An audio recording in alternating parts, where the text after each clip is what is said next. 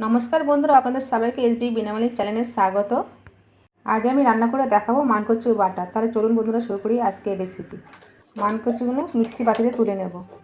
নেওয়া হয়ে গেলে এখানে পরিমাণ মতো রসুন আর কাঁচা লঙ্কা দিয়ে মানকচু মিক্সচারে বেটে নেব। এবারে কড়াইতে তেল দেবো। তেল গরম হলে শুকনো লঙ্কা লাল লাল করে ভেজে নেব। শুকনো লঙ্কা ভাজা হয়ে গেছে, তুলে নেব। এবারে ওই তেলে পেঁয়াজ কুচি করে রেখেছিলাম, সেটা ভেজে নেব। পেঁয়াজগুলো লাল লাল করে ভেজে নিতে হবে। পেঁয়াজ ভাজা হয়ে গেছে, তুলে নেব। এবারে ওই তেলে কালো জিরে ফোড়ন দেব।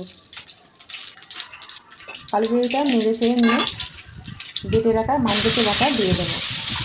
বন্ধুরা, মানকচু বাটা খেতে খুবই সুস্বাদু হয়। আপনারা অবশ্যই বাড়িতে এভাবে বানাবেন।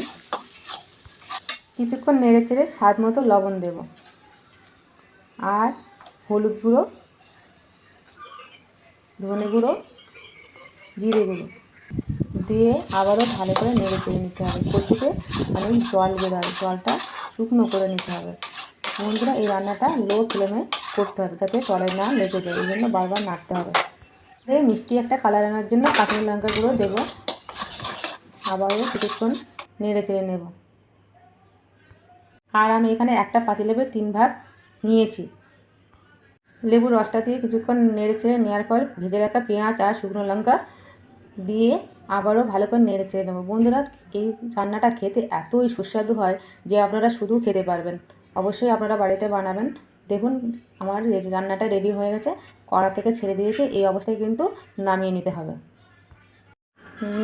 নামিয়ে নেব আর ওপর থেকে কাঁচা সরষের তেল আর একটু শুকনো লঙ্কা দিয়ে গরম ভাতের সঙ্গে পরিবেশন করুন। বন্ধুরা, ভিডিওটা ভালো লাগলে লাইক ও কমেন্ট করে জানাবেন। নমস্কার, ভালো থাকবেন।